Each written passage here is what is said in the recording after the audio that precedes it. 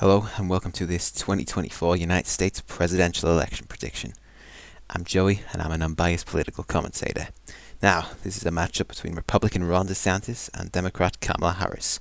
Kamala Harris being the current Vice President of the United States to Joe Biden since January 2021, and Ron DeSantis being the Governor of Florida since 2018. And this is by many, it is thought to be the most likely matchup of 2024. Kamala Harris because of Biden's age, and DeSantis because he's popular with the Republican base in general. You'll find Republicans in California and whatnot moving to Florida because they find his policies agreeable. So, without further delay, I will get categorizing these states. Obviously, you got safe states for Harris, which is states that she'll probably win by 15% of the vote or more. That's Massachusetts, that's New York, that's Vermont, Connecticut, Rhode Island, probably New Jersey and Delaware as well. And indeed, California, Oregon, Washington, Illinois, and Hawaii. It's not really a lot to say about the majority, and District of Columbia too. There's not really a lot to say about the majority of these. None of these are really going to go anywhere else. And there's also the 1st District of Maine, apart from possibly Oregon if there's a strong, sort of third-party vote split, but I don't think that's just not likely. And DeSantis, he'd probably win Idaho, Montana, Wyoming, Utah, both the Dakotas, Iowa, actually not Iowa, Kansas, Missouri, Oklahoma, Arkansas, Tennessee, Kentucky, West Virginia, probably Indiana, and indeed the South as well. So that's Louisiana, Mississippi, and indeed Alabama. There's not really a lot to say about the majorities. I mean, Kansas is trending sort of to the left, but I think DeSantis with his suburban poll could probably keep that in safe GOP hands for this election. And indeed, Nebraska, 2nd, and probably 1st District as well, 3rd and 1st District in that regard. So that is Ron DeSantis has 113 electoral votes so far, and Harris has 181. So, now these are the likely states. That's between 5 and 15% of the popular vote for each candidate in that state.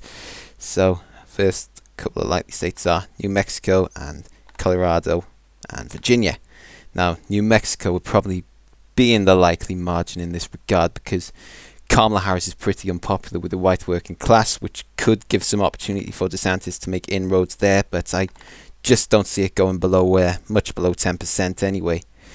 And Virginia and Colorado, those both states which used to be quite GOP voting. If you look at the elections involving George Bush in 2000 and 2004, they were pretty strong for the GOP, but now the suburbs in those states have just trended so far to the left that they're just not going to win them anymore. And DeSantis has got some likely states of his own. That includes Alaska, Iowa, Ohio, and probably South Carolina as well.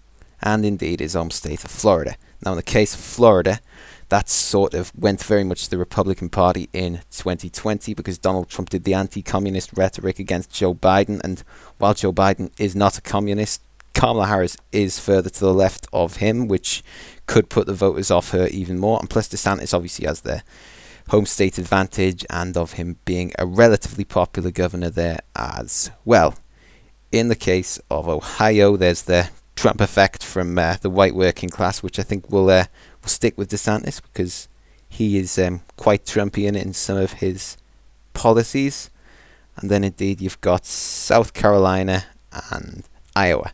And the reason for these are just general Republican states, and would their Maine 2nd District is as well. So that is pretty much that. These are just general Republican states. I can't see DeSantis doing anything remarkable to get them in the safe column, nor can I see Kamala Harris really improving on the Republican Party's performance there at all. So, now to the lean states. These are states that will be won by the Democratic Party by 5 to 1%. And I think in that we have definitely New Hampshire. There's not too many of these, but New Hampshire is definitely one.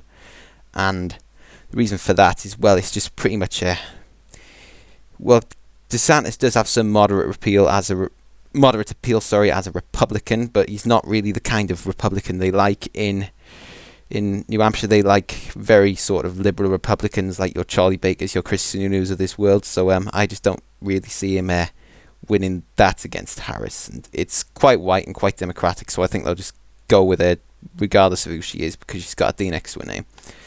And I think that's pretty much it. Oh, and the 2nd District in Nebraska, because I honestly see DeSantis doing a little bit better than Joe Biden in this area with this. Not better necessarily, but I just don't see Kamala Harris doing particularly well with the suburbs or the white working class, and DeSantis could make some inroads in that regard. Now, I'm going back and forth on Minnesota, but I'm just going to put it in the lean D column. It tends to shift to the Democrats. I'm just thinking up in the Iron Range here, Kamala Harris might not do so well with the working class, so that's why it'd only be lean and not likely like it was for Joe Biden. Now, lean Republican, I think Texas, it's safe to say, would be lean Republican in this matchup. And the reason for that is because, well, Texas is heading left overall, but I think DeSantis could somewhat offset the losses he'd get in the Rio Grande Valley with Hispanics by making suburban appeal in Dallas and San Antonio and all the big cities like Houston down here. And indeed, I think North Carolina goes lean to Ron DeSantis as well, because it's quite a suburban state, and I think he would be making inroads here with the Charlotte suburbs, the Greensboro suburbs, and indeed the suburbs of the Raleigh-Durham built-up area. I think that's pretty much it. Oh, and Wisconsin will probably go lean for DeSantis in this matchup, and as you can see, DeSantis is getting pretty close to winning this. Kamala Harris trailing behind at 226, and the reason for that is, well, it's right trending in general, as we can see at the federal level with the Senate, and look, this is pretty strongly a white working class state, so when we've said Kamala Harris doesn't do particularly well with them, so I think she would, by the standards of a Democrat, she'd get eviscerated here. And I think that brings us on to our tilt states. Nevada is tilt D, and the reason for that is because Clark and Washoe County have strong white working class populations, and I think Harris would probably turn these voters off. You've got the Bernie bros down there, and I just don't see them voting for her at all. I think they just wouldn't vote at all. And the reason DeSantis doesn't win this and make it tilt R is because I just don't know if he could get the rural numbers up in the northern part of the state, so it is tilt D in this prediction. I don't think there's that many more tilt D states, and I'm just going to categorize everything else I think will be tilt R. There's Arizona, there's Pennsylvania, and there's Georgia. Just need to get that. Tilt, and Arizona is tilt R because I think DeSantis would probably appeal to these Maricopa suburbs voters who went for Biden in 2020 after the sort of rhetoric from Donald Trump against John McCain. So I think if he avoids similar rhetoric, he could probably there'd probably be a lot of Trump, Biden, and then DeSantis voters in 2016, 2020, and 24 respectively. And Georgia, I think Ron DeSantis could probably make up some of Donald Trump's lost ground in the Atlanta suburbs, and also he's from neighbouring Florida, so there is evidence that some of his support is spilling out into neighbouring areas of Georgia as well. And then there's Pennsylvania. Honestly, it's a white working class state, so Kamala Harris is automatically kind of disadvantaged there. And obviously there's the suburbs as well of Philly and of Pittsburgh and of Harrisburg, so we can make inroads there to win it by just under 1%.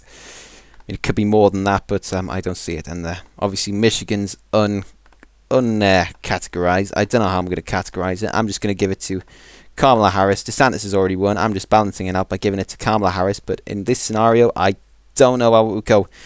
Might probably go Democrats, I think, because obviously women voters are quite women are more likely to vote than men in Michigan, which and obviously white women not white women, women in general tend to lean towards the Democratic Party, which will give them a slight advantage over here, with them probably winning it by under 1%. And that has been my prediction for 2024 DeSantis versus Kamala Harris. Do you agree? Do you disagree? Let me know about it in the comments. And for more predictions like this, please hit that like button and subscribe.